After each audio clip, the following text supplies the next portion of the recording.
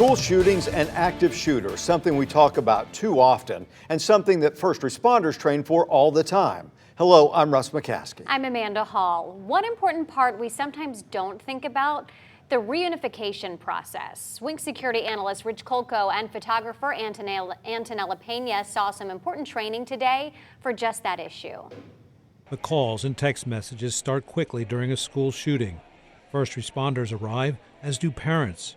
Reuniting families is what this training is about. We're training regarding to active assailant, and we're doing the reunification portion of our operation. That's why all first responders, like Captain Daryl Capero, were at Murdock Middle School in Charlotte County. First step, eliminate the threat. That was all simulated today. Next, evacuate the wounded. We came here for the triage of the victims that were inside, so we came to this actual scene. Next, the students are put on buses headed to a pre-designated reunification center away from the school. Parents and students are directed to different parts of the building to check in, kept apart on purpose at this point. When officials confirm the identity of the parent and the student, they are reunited in a different part of the building. But sometimes not all students are there. I'm his mother.